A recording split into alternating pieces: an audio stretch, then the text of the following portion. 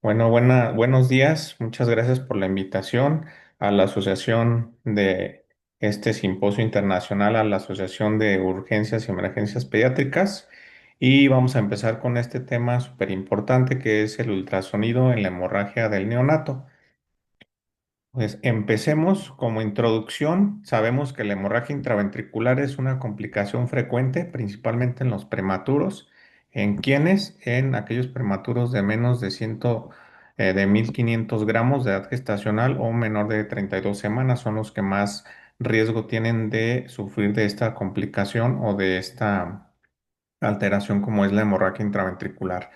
En la mayoría de los casos, si no es que en todos, en un 90% se origina en la matriz germinal, que es una región cerebral altamente vascularizada.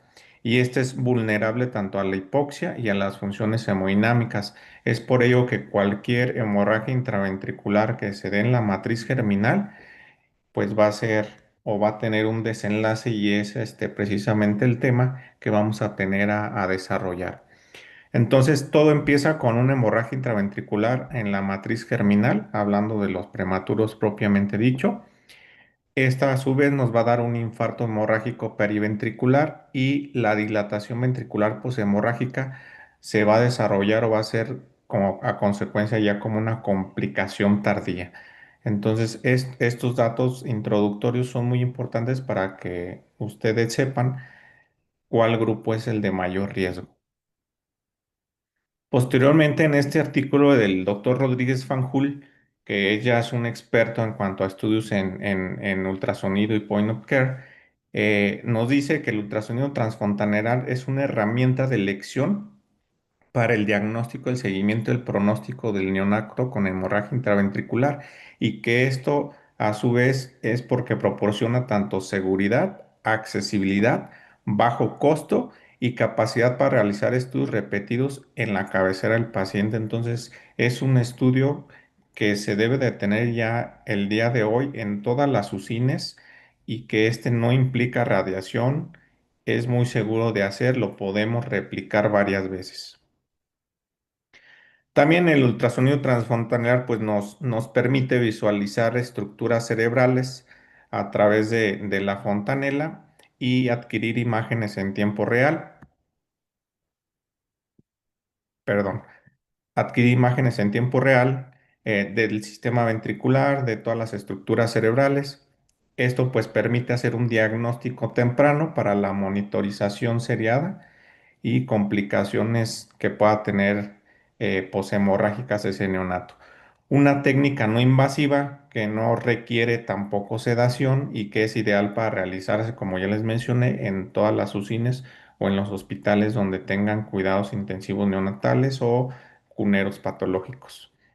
Entonces aquí vemos un ultrasonido que más o menos son las imágenes que nosotros vamos a adquirir a través de esta charla, de esta destreza. Son múltiples cortes, múltiples imágenes que nosotros vamos a enseñar a poder obtener con una secuencia y para poder hacer los protocolos y adquisición de las imágenes. Entonces, antes debemos hablar de la circulación del líquido cefalorraquídeo. Todos sabemos que conllevan varias estructuras, pues unos son los ventrículos laterales. Posteriormente tenemos el tercer ventrículo y el cuarto ventrículo y ya lo que viene siendo el conducto cerebroespinal. Entonces, acuérdense que los ventrículos laterales están comunicados al tercer ventrículo por el agujero de Monroe y que ese a su vez el tercer ventrículo está comunicado por el acueducto de Silvio hacia el cuarto ventrículo y posteriormente ya se drena hacia el conducto espinal y que este líquido cefalorraquídeo va a salir hacia el exterior para que el cerebro esté flotando a través de los conductos de Luschka y Magendie. Entonces es súper importante el sistema ventricular porque la hemorragia o cualquier inflamación, cualquier coágulo que nos obstruya cualquiera de estos conductos, pues nos va a dar sintomatología, nos va a dar un desenlace importante en la sintomatología, en la clínica y en las imágenes que a continuación vamos a ver de este recién nacido. Entonces, el sistema ventricular es de suma importancia que se sepa bien para poder identificar las diferentes estructuras y dónde pueda estar el problema. En cuanto a la matriz germinal, pues vamos a ver que es una zona subventricular. ¿Esto qué quiere decir? Como podemos ver en la imagen, aquí está uno de los ventrículos laterales y esta zona vendría siendo lo que viene siendo en este corte anatomopatológico, vendría siendo lo que viene siendo la matriz germinal. De las 25 a las 28 semanas de gestación aproximadamente, esta zona de la matriz germinal es una zona altamente frágil, donde va a tener astroblastos y y glioblastos que van a producir una migración neuronal. Es por eso que su alteración en el futuro, en las complicaciones, es súper importante. Esta zona, pues, se caracteriza porque es muy vascularizada y que alrededor de la semana 34-35 va a involucionar. Es por eso que es raro que en los pacientes de término tardío o de término es difícil encontrar una hemorragia intraventricular, al menos de que el daño de este neonato sea muy grave. Esta matriz germinal, pues a su vez va a ser muy frágil. ¿Por qué? Porque va a ser muy frágil, porque en la anatomía de esta matriz germinal, los pericitos, que son estas células que dan soporte vascular alrededor del, del vaso, pues van a estar muy disminuidas estas células, va a haber inmadurez de la misma vasculatura y va a haber deficiencia de fibronectina. Es por esto que esta matriz germinal va a ser tan frágil y va a tender a sangrar tan fácil en aquellos neonatos de prematuros extremos.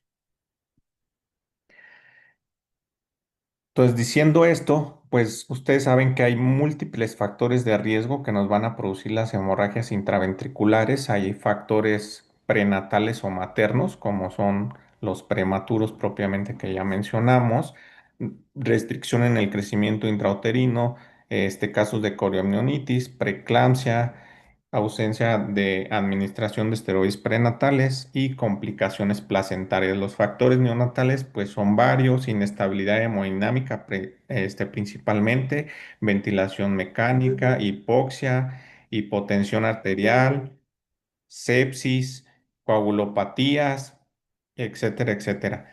Y factores de riesgo perinatales durante el nacimiento, como la asfixia, parto traumático o precipitado y reanimación neonatal intensiva a un estatus posparo. Estos factores van a ser de suma importancia para que nos produzca un sangrado intraventricular en el neonato.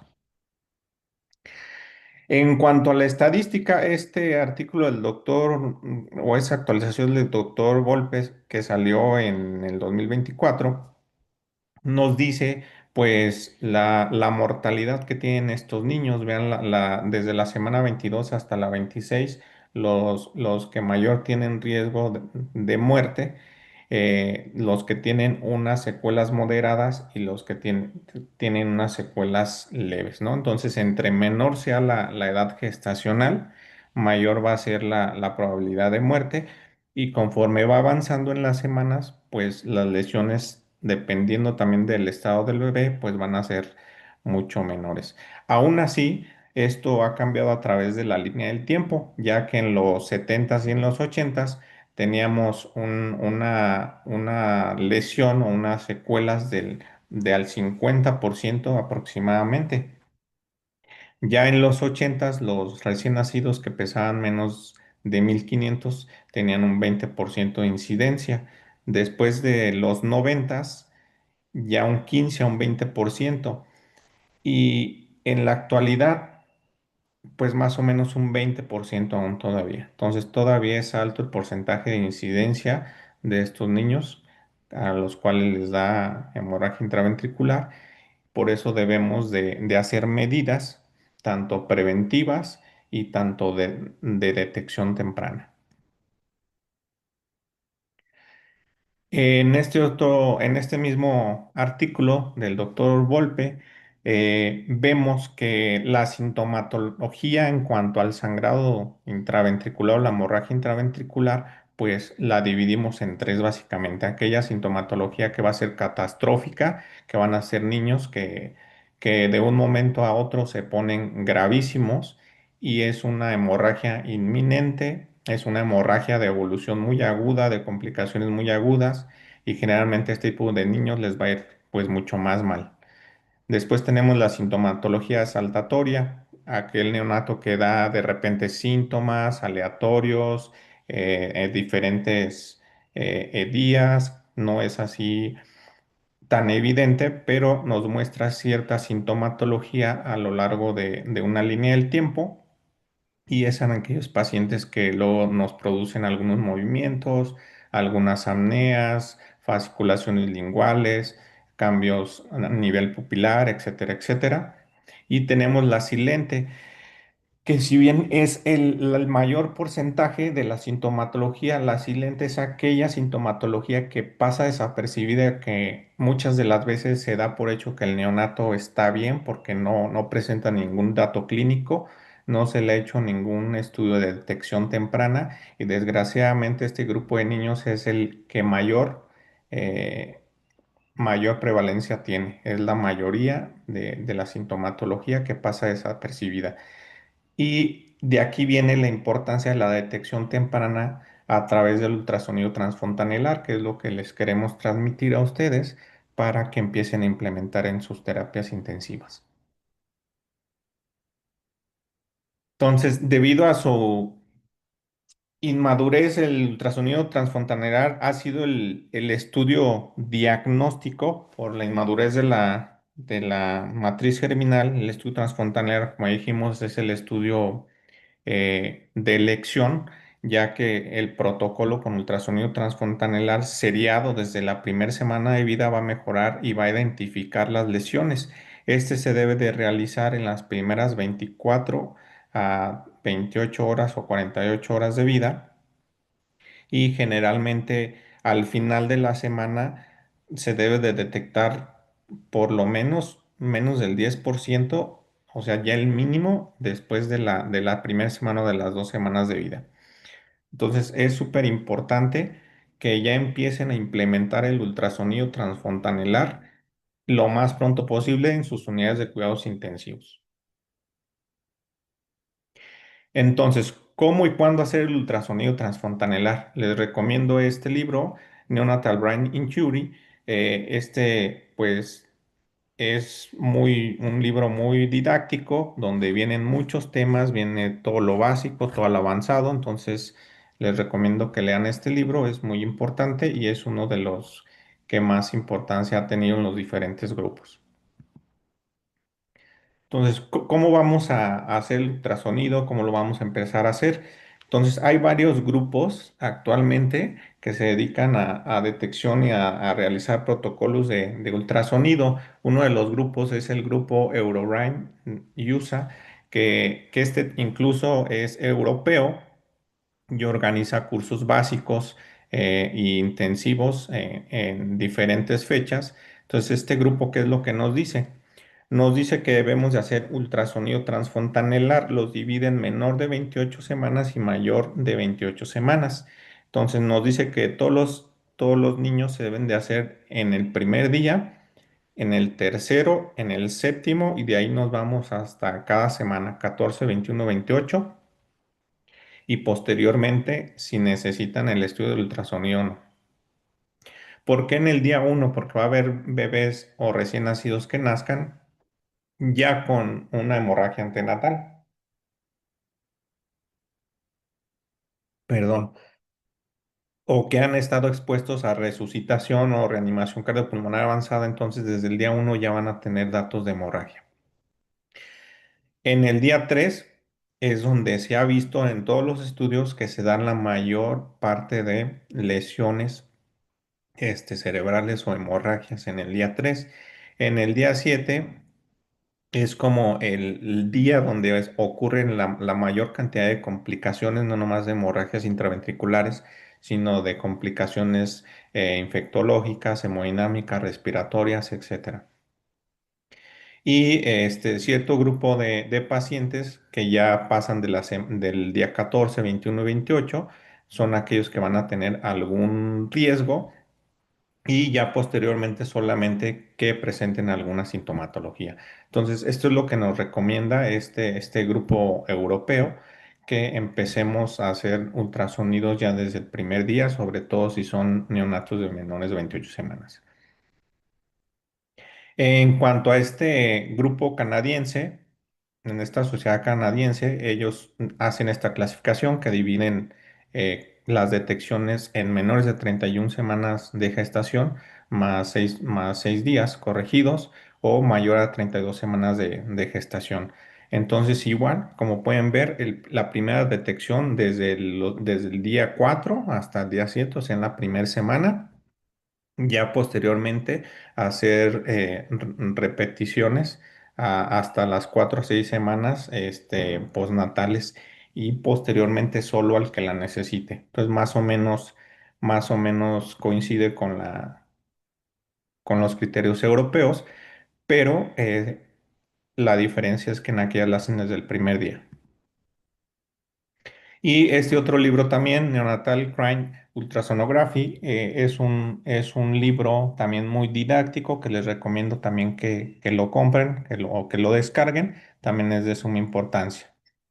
Aquí lo ideal es que ya en sus terapias intensivas neonatales desarrollen un programa o un protocolo de ultrasonido transfontanelar en la UCIN para que tengan bien especificado cuándo es que debemos de hacer las detecciones, si desde el primer día, si desde el día 4, ya de acuerdo al criterio que ustedes quieran seguir, de acuerdo al grupo que quieran seguir, para que ustedes implementen un protocolo. Lo más importante es que tengan ya un protocolo de detección temprana de hemorragia intraventricular en sus unidades. En específico, en Michoacán, en el lugar donde yo me encuentro trabajando, que es en un hospital de seguro social, nosotros, bueno, tenemos implementado ya cuándo se va a hacer los ultrasonidos. Incluso yo cuando tomé el diplomado hice algunas modificaciones, hice tablas de cómo van a ser los cortes del ultrasonido, los puntos más importantes que hay que tomar en cuenta. Entonces, ustedes también lo pueden hacer en sus unidades. Para empezar, vamos a ver las ventanas en las cuales vamos a hacer el ultrasonido transfontanelar. Para el caso específico de hemorragia intraventricular, la ventana que más se va a utilizar va a ser la fontanela anterior.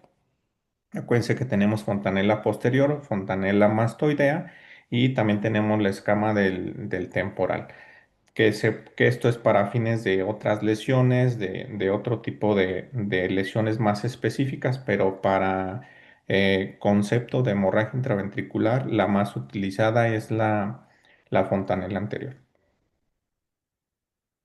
Entonces vamos a hacer dos cortes.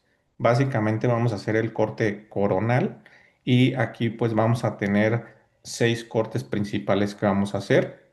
Se llama coronal uno, 2, 3 hasta el 6, en donde ustedes pueden observar el corte más importante, donde vamos a ver las estructuras anatómicas más importantes. Va a ser el corte coronal 3, que es precisamente el que va a trazar la línea media, donde vamos a ver los ventrículos laterales. Aquí, como podemos ver, los ventrículos laterales. Aquí podemos ver el septum pellucidum, aquí podemos ver el tercer ventrículo y el lóbulo temporal. Entonces, prácticamente el tercer corte es el que nosotros vamos a necesitar a nivel coronal para identificar esas estructuras y partir de la línea media y ver las estructuras ventriculares. Entonces, este es uno de mis pacientitos. Vemos a nivel de C3 cómo es el corte, identificamos línea media, identificamos el septum pellucidum, los dos ventrículos laterales y el tercer ventrículo. Y pues ya las demás estructuras ahorita se las voy a mencionar, pero prácticamente eso es lo que debemos de identificar para saber clasificar las hemorragias. Entonces, el primer corte a realizar es el corte coronal y se sacan 6 proyecciones que son las más importantes de lo que viene siendo la parte anterior hacia la parte posterior, enfocándonos siempre en C3, que es donde vamos a ver más las estructuras que vamos a localizar. El otro corte es el corte sagital y este tenemos prácticamente dos, es S1, S2 y S3 de un lado y del otro lado 4 y 5. Entonces igual volvemos a caer en la línea media pero a nivel sagital y aquí lo que vamos a sacar es el corte parasagital, que es uno de los cortes que nos van a servir más adelante para hacer ciertas mediciones y localizar. Entonces si ustedes pueden ver aquí en el corte sagital que vendría siendo este en la parte de arriba, vamos a identificar estructuras básicas como es el tercer ventrículo, el cuerpo calloso, vean cómo se delimita bien el cuerpo calloso, nos vamos a enfocar en ver lo que viene siendo el putamen, el núcleo caudado, los tálamos y la escotadura caudotalámica, que esta va a ser muy importante porque en la parte inferior de esta, acuérdense, subtalámica, subventricular es donde se va a encontrar la matriz germinal y posteriormente vamos a localizar los plexos coroideos. Entonces este sería el corte sagital. Vamos a identificar estas estructuras, pues ya más acá tenemos la corteza cerebral frontal, parietal occipital, acá tenemos el cerebelo. Aquí se puede ver parte del cuarto ventrículo, del tercer ventrículo, etcétera, etcétera. Entonces, vean en este otro corte parasagital, aquí lo que vamos a identificar básicamente, vean, este es uno de mis pacientes y este es pues del libro que les recomendé, son imágenes del libro que recomendé, didácticas. Entonces, aquí vamos a identificar prácticamente los ventrículos laterales. Los ventrículos laterales que están en forma de una C, vamos a identificar lo que viene siendo el cuerno anterior, el posterior y el inferior de cada lado. Entonces, vean aquí cómo se ve perfectamente el cuerpo calloso, vean cómo se ve el núcleo caudado, el tálamo y la escotadura caudotalámica, que esa es la que va a ser súper importante porque de ahí se van a generar la mayoría de las hemorragias.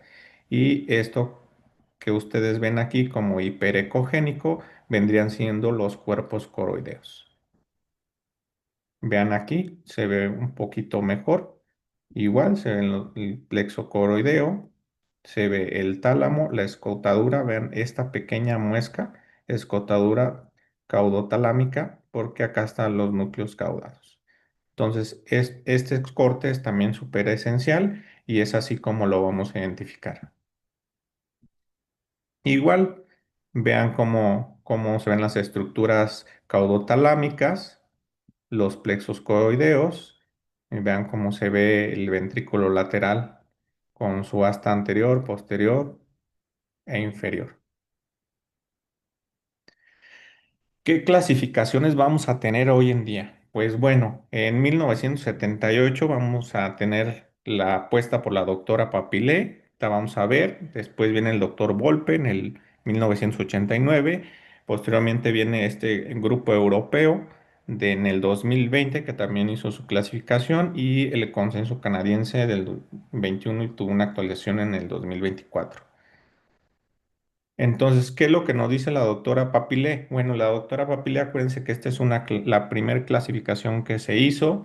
Esta fue a través de tomografía computarizada y ella menciona que el grado uno es una hemorragia limitada a la matriz germinal, como podemos ver en esta tomografía, que fue el artículo original, que apenas se alcanza a visualizar la hemorragia. El grado 2 que es una hemorragia con tamaño normal de los ventrículos, o sea, no existe aún dilatación ventricular, es confinada a los ventrículos. Entonces aquí podemos ver la tomografía con el grado 2 y una hemorragia con dilatación ventricular ya vendría siendo el grado 3. Vean aquí como ya empieza a haber algo de dilatación ventricular. Y el grado 4 ella refiere que es cuando ya la hemorragia se hace parenquimatosa, hay dilatación y se hace parenquimatosa. Entonces, esa sería la clasificación de la doctora Papili. Ahora, el doctor Volpe, él pues ya posteriormente traspoló esa clasificación, pero hacia el ultrasonido. Entonces él nos menciona que un grado uno sería una hemorragia de la matriz germinal del menos del 10%. Entonces aquí podemos ver esta pequeña hemorragia, esta pequeña zona hiperecogénica, aquí a nivel de uno de los ventrículos laterales. Vean cómo está limitada, vean aquí es la escotadura caudotalámica, cómo empieza a reforzar aquí, se empieza a visualizar hiperecogénico y continúa con el plexo coroides. Entonces, esta hemorragia es limitada únicamente a la matriz germinal. El grado 2 ocupa del 10 al 50% del área ventricular. Vean, por ejemplo, en esta otra imagen que nos proporciona también cómo ya se empieza a delimitar un poquito más esta zona hiperecogénica en uno de los ventrículos, ya empieza a abarcar más, entre el 10 y el 50%. Vean, ya casi no se ve esta zona hipocoica uno de los ventrículos laterales, y en un corte lateral veamos cómo empieza ya a invadir a la cavidad ventricular, uno de los ventrículos laterales. Luego la hemorragia grado 3 pues ya abarca más del 50% y esta se puede acompañar de dilatación ventricular. Entonces vean ya como en esta imagen hiperecogénica el ventrículo incluso ya ni se visualiza, o sea, muy poco. Y en el corte sagital vean cómo ya la hemorragia abarca toda la mayoría del ventrículo, pues más del 50%, y ya hay una dilatación ventricular importante. Y la grado 4 él la clasifica como masiva, prácticamente una hemorragia masiva donde ya hay dilatación ventricular, ya hay una hemorragia incluso parenquimatosa importante, hay dilatación ya en las astas posteriores, hay ya mucha lesión en el parénquima cerebral. Posteriormente viene este grupo europeo que en el 2020 hizo también su clasificación. Ellos lo clasificaban en hemorragia grado uno y grado 2, y la grado uno y la grado 2 nada más mencionan que se limita a tener 1 centímetro de extensión, y la grado 2 que va más allá de extensión de 1 centímetro. Entonces, una grado uno se puede confinar igual, podemos decir que a la matriz germinal, y una grado 2 incluso ya se puede empezar a ir hacia el parénquima. Y la grado 3 pues ya se acompaña también de dilatación ventricular, y la grado 3 con mayor dilatación y ya extensión al parénquima cerebral. O sea, igualmente coinciden las clasificaciones, son más o menos parecidas. Esto nada más la importancia es para que ustedes sepan qué clasificaciones existen hasta el día de hoy. También la sociedad canadiense tiene sus propias, Consejo canadiense tiene su propia clasificación también, que más o menos va a la par de las clasificaciones que ya hemos visto. Aquí lo importante es que ellos en la grado 3 toman mucho en cuenta la dilatación de uno de las mediciones ventriculares que ahorita vamos a ver, que es más de 6 milímetros. Entonces esto ténganlo mucho en cuenta porque también esto para ellos es muy práctico. Lleva una grado 3 que tenga más de 6 milímetros de dilatación, y para ellos una grado 4 no la clasifican tanto porque puede haber hemorragias grado 2 o grado 3 que se pueden convertir en grado 4. Entonces para ellos el que abarque una lesión a nivel del parénquima ya es como aparte, porque hay lesiones que desde grado 2 se pueden convertir a grado 4 o grado 3 igual a grado 4. Entonces, lo más importante y se me hace muy práctico que ellos toman la grado 3 ya cuando tienen más de 6% de 6 milímetros de dilatación. Ahorita vamos a ver las mediciones. Entonces, con el consenso canadiense que nos dice que en la grado uno va a estar limitada o confinada la matriz germinal. Vean igual, matriz germinal, un corte coronal, uno sagital, matriz germinal, coronal y sagital. Este es un bebé normal que no tiene hemorragia. La grado 2 va a tener con dilatación ventricular aguda del menos del 50% del ventrículo. Entonces, vean una grado 2 va a abarcar menos del 50% del ventrículo, a que apenas parece que está librando ese 50%. Cuando vemos la vista lateral, vean también, menos del 50%. Y una grado 3 es lo que les comentaba, que ellos cuentan una medición mayor a 6 milímetros al ancho de los cuernos frontales. ¿Cuáles son los cuernos frontales? Pues vamos a tomar en cuenta este ventrículo lateral y este sería el ancho del cuerno frontal. Entonces prácticamente vean cómo está la hemorragia, que sería como una grado 3 en Volpe o del consenso europeo grado 3. Y si medimos esta distancia, ahorita vamos a ver más adelante, ya tendría más de 6 milímetros. Entonces, esto es súper importante que lo tomen en cuenta para cuestión de intervenciones. Y lo que les comentaba, una grado 3 más dilatación ya poshemorrágica, que ellos le dicen, lo clasifican aparte porque se puede presentar desde una hemorragia grado 2 o una hemorragia grado 3, que esa hemorragia salga hacia el parénquima cerebral y ellos la toman como aparte. Entonces, incluso tienen todo hasta un protocolo, cuando se presenta una hemorragia, qué grado, si está dilatada, etcétera, etcétera, qué intervenciones van a hacer. Igual les voy a dejar las bibliografías para que ustedes, si están interesados, las revisen con calma. ¿Qué hay en cuanto al pronóstico y seguimiento? El pronóstico, pues va a depender del grado de la hemorragia y de la presencia de complicaciones o no, como cuáles: hidrocefalia poshemorrágica, leucomalacia periventricular y epilepsia o retraso del neurodesarrollo, que ya estamos hablando que son complicaciones a mediano y largo plazo. Y el seguimiento de la ultrasonografía o de la neurología de estos pacientes, pues permite hacer intervenciones tempranas, sobre todo como la derivación ventriculoperitoneal o las punciones evacuatorias. Entonces, por eso es súper importante hacer un seguimiento de estos pacientes y tener un protocolo en sus unidades de cuidados intensivos. Entonces, este artículo está muy interesante porque nos dice el diagnóstico y qué manejo de las hemorragias debemos de tener. Entonces, aquí nos dice específicamente que las hemorragias intraventriculares graves que llegan a dar dilatación poshemorrágica son las principales causas de lesión cerebral, como ya lo sabemos, que terminan en alteraciones del neurodesarrollo y que generalmente estas ocurren del día 7 al día 14 después de la hemorragia. Entonces, ¿qué vamos a tomar en cuenta nosotros en un bebé de estas características? Va a ser el de los más importantes índices que vamos a considerar, va a ser el índice ventricular. El índice ventricular, también denominado índice de Levin, que es una distancia entre la línea media del cerebro y la parte más lateral de una asta anterior ventrículo. También vamos a tomar en cuenta lo que ya vimos anteriormente, el que nos mencionaron las guías canadienses, que es el ancho de la asta anterior. Esto pues se va a medir en su parte más distal, más o menos a 45 grados, y ahorita lo vamos a ver. Y otra medición que también es la distancia tálamo-occipital.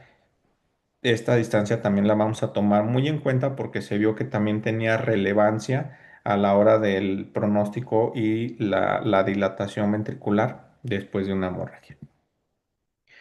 Entonces, ¿cómo vamos a hacer las mediciones?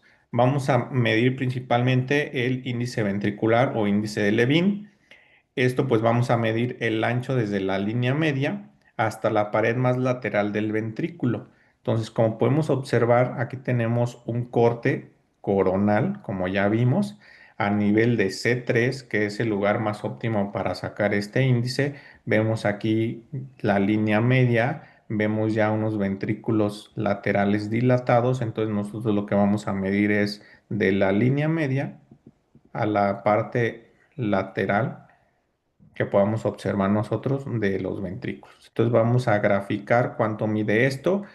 Para todo esto ya existen tablitas por edad gestacional y lo que viene en la línea punteada sería lo óptimo que debería tener un bebé sin riesgo. Ya la línea roja es ya dos desviaciones estándar y ya nos está avisando que debemos de hacer una intervención o que tener más vigilado a ese paciente.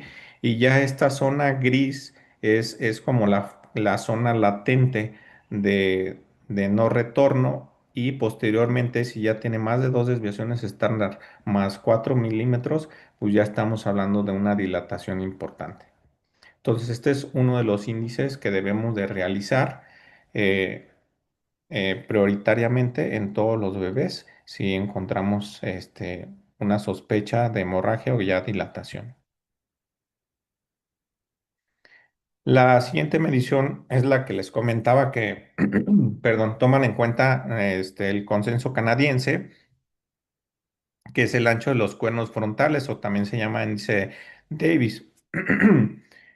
¿Cómo lo vamos a tomar? Pues en la parte de los cuernos frontales de los ventrículos, más o menos a 45 grados. Vean, igual tomamos el corte coronal, línea media, tenemos nuestros dos ventrículos laterales dilatados, entonces vamos a tomar a 45 grados la parte más distal o con mayor medida que podamos tener en ese ventrículo. Igual hay mediciones. Lo que llama aquí la atención es algo muy importante, que vean que de todas las edades gestacionales es de 3 milímetros. Entonces ya cuando sobrepasa los 6 milímetros, por eso es súper importante lo que tomaban en cuenta el consenso canadiense, que ya después de los 6 milímetros, ellos ya consideraban una hemorragia grado 3 o una complicación grado 3 que correspondía a esto. Entonces, ya aquí vamos a tener, si está en esta zona, tendríamos una dilatación mínima, aquí sería una dilatación ya moderada, y ya pasando de 9 milímetros o 10 milímetros sería una dilatación severa. Entonces, fíjense lo importante que es esto, porque ustedes lo pueden graficar y tener vigilados a sus pacientes. Y el otro índice es el índice tálamo occipital. Entonces, ¿cómo lo vamos a tomar en cuenta? Igual vamos a hacer nuestro corte sagital. Acuérdense que hay sagital y hay parasagital. Entonces, vamos a hacer nuestro corte sagital y vamos a medir de lo que viene siendo el tálamo, el límite del tálamo. Ven aquí, está el tálamo, que es todo esto. Esta es la escotadura caudotalámica. Aquí viene estando el plexos coroideos, ya que hay un sangrado, ya hay dilatación, entonces vamos a tomar en cuenta del tálamo hacia la parte occipital más distal, más dilatada. Igual, para esto hay gráficas desde las 25 hasta las 45 semanas y aquí están como los límites igual en milímetros. Entonces, esto también es súper importante que lo midamos para ver si va en correlación a la par con las otras mediciones. Pues acá ya tenemos todas las mediciones, el índice ventricular, el ancho de las astas anteriores del ventrículo lateral y la medición tálamo occipital. Y aquí, este artículo de Journal of Pediatrics es uno de los artículos más completos que nos va a hablar acerca del manejo poshemorrágico en la dilatación ventricular en los neonatos. Entonces, vean aquí cómo ya nos menciona todas las tablitas que tienen correlación con las que ya mencionamos anteriormente. Entonces, vean, las divide todas las mediciones, la medición ventricular, tanto la derecha como la izquierda, siempre hay que medir tanto el derecho como el izquierdo. Vean también el ancho de los cuernos del ventrículo lateral, derecho, izquierdo, y la distancia tálamo occipital. Ya vienen por regiones para graficar, y pues esto es importante tenerlo para nosotros poder apuntar las mediciones cada que vayamos a hacer un ultrasonido transfontanelar. En cuanto a las intervenciones, también mencionan la punción lumbares seriadas. ¿Estas cómo se van a realizar? Se van a realizar tres punciones de 10 mililitros por kilo por día. y es necesario que cada que hagamos una punción, posteriormente hacer un ultrasonido diario para ir vigilando y ver si va disminuyendo o no va disminuyendo esa dilatación ventricular.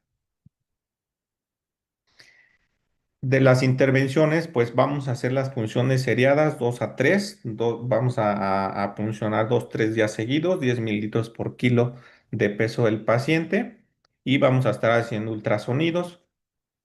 Si ya hicimos esta intervención y no vimos algún resultado o vimos que no fue posible hacer la punción lumbar o que fue traumática o que ya no hacemos o que ya no nos sale la técnica, que ya no drena líquido, las otras intervenciones que se han propuesto es el catéter subgaleal. Este es un catéter que se inserta a través del parénquima cerebral hacia uno de los ventrículos y va a drenar hacia la porción subgaleal. Entonces van a ser esos pacientes que se les va a ver el acúmulo de líquido como si fuera un cefalohematoma y pues ahí va a ser como un reservorio fisiológico de estos pacientes para estar conteniendo ese líquido cefalorraquídeo. Otro de los tratamientos es el tratamiento Maya, que esto es parecido a un catéter puerto de los pacientes oncológicos, en donde igual se inserta un catéter por el parénquima cerebral hacia uno de los ventrículos y la diferencia es que va a tener un reservorio muy pequeño aquí, donde nosotros vamos a poder estar puncionando diario para sacar 10 mililitros por kilo hasta disminuir volúmenes a nivel intraventricular. Esto pues acuérdense que va a ser con ultrasonidos seriados y vamos a ver si hay mejoría o hay estabilización tras el manejo. Obviamente todo esto es un manejo en conjunto con neurocirugía, neonatología o pediatría neonato y neurocirugía. Ustedes saben que el paciente, la atención es multidisciplinaria o vamos a ver si a pesar de todo esto no hay mejoría. En la mayoría de los centros de tercer nivel pues hacen este tipo de procedimientos en la gran mayoría de los hospitales en los que muchos de lo que nos encontramos nosotros, pues van a ser hospitales de segundo nivel, en donde no vamos a poder llegar a esto, pero sí vamos a poder hacer las punciones lumbares seriadas para ofrecerle algo a nuestro paciente en lo que lo podemos enviar, lo podemos referir, porque muchas de las veces este tipo de pacientes se quedan ahí en el hospital. Entonces, sí va a ser súper importante que nosotros sepamos que existen estos manejos. Entonces, en cuanto al procedimiento de intervenciones, si el reservorio Maya drenamos y no hay mejoría, pues ya lo que sigue, lo que conocemos todo es la válvula de derivación ventrículo-peritoneal. Hay algunos hospitales que le implementan, pero esto ya estamos hablando que son manejos tardíos y lo que nosotros queremos es que sea un manejo temprano. Entonces, para poder poner la válvula de derivación ventrículo-peritoneal, acuérdense que también hay ciertos requerimientos y es que las proteínas en el líquido cefalorraquídeo sean menores a 50 miligramos por decilitro, que haya menos de 100 milímetros al cubo de eritrocitos y que por lo menos el paciente pese de 2 a 2,5 kilos y que esté clínicamente estable, que muchas de las veces el peso es el que de estos pacientes tan pequeñitos no nos da para una intervención, pero aún así a veces en ciertos hospitales pues se han llegado a hacer intervenciones con bastante éxito. En cuanto a la intervención de las punciones lumbares, vean por ejemplo cómo se comportan los pacientes en aquellos que hicieron intervenciones tempranas, pues va a haber menos daño en aquellos que hicieron intervenciones tempranas, me refiero a que fuimos siguiendo al paciente con ultrasonido transfontanelar, detectando a tiempo y haciendo una intervención a tiempo de ese paciente. En una intervención ya tardía, pues va a ser cuando el paciente ya tenga más de 10 milímetros de dilatación en los índices que ya vimos. Vean cómo se sale ya de la zona gris del percentil 97 más 4 milímetros. Esta ya es una intervención pues tardía prácticamente. Y esto es súper importante porque de aquí va a depender el pronóstico del paciente. Y ya en una detección mucho más tardía, pues va a ser cuando el paciente ya nos dé síntomas, ¿no? Como signo de los ojos del sol naciente, que ya tenga hidrocefalia, que la cabeza le esté creciendo más de 2 centímetros por semana, que la fontanela esté tensa, que las suturas estén separadas. Entonces, ya hacer una intervención a estas alturas pues ya no habla bien del pronóstico en estos pacientes. Sí van a recuperar cierta función neurológica, pero pues no es lo ideal y van a tener un pronóstico muy malo. Acuérdense que también podemos utilizar el ultrasonido a la hora de hacer las punciones lumbares, que también es uno de los retos de hoy en día con estos manejos del ultrasonido, es ver con el ultrasonido los espacios intervertebrales, cuál es el mejor espacio intervertebral para hacer una punción. Se puede hacer tanto una punción guiada en vivo como también hacer un marcaje.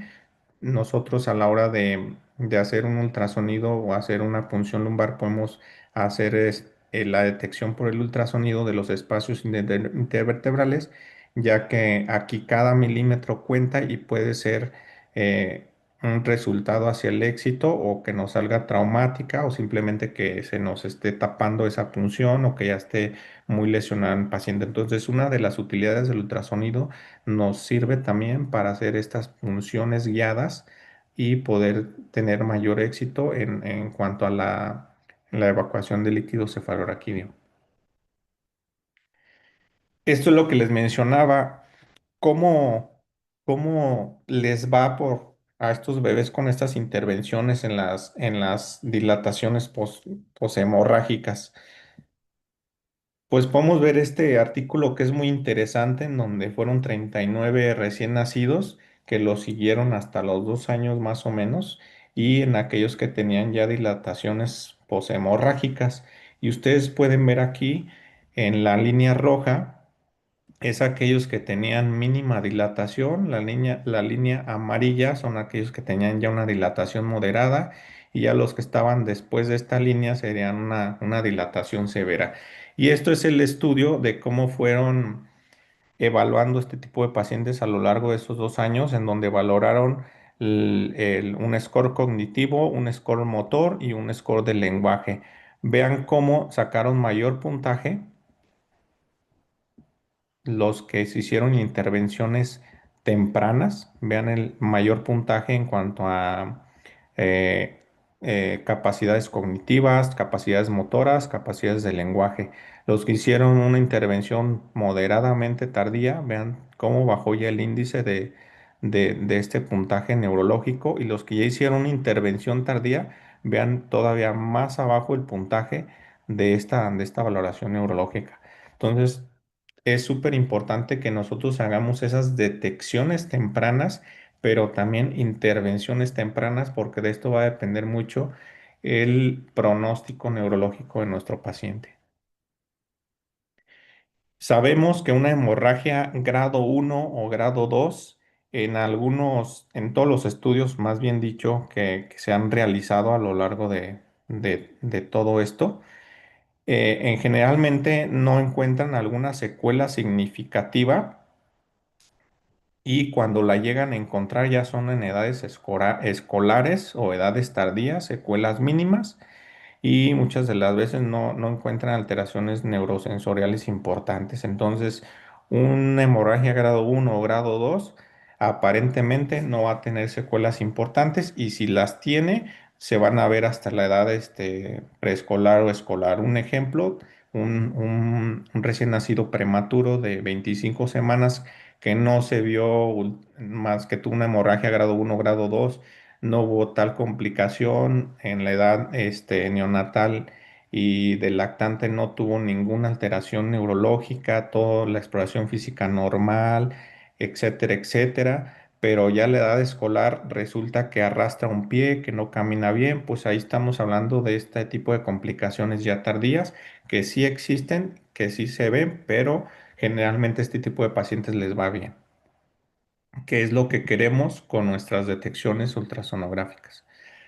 Sin embargo, pronósticos como este tipo de pacientes, cuando ya están dilatados, cuando ya tienen este tipo de lesión, que ya llevan semanas así, pues el pronóstico, generalmente una hemorragia grado 3 o ya con hemorragia o dilatación poshemorrágica, generalmente el 40 al 60% va a desarrollar parálisis cerebral infantil o algún tipo de parálisis que esta puede ser unilateral o bilateral según el tipo de lesión.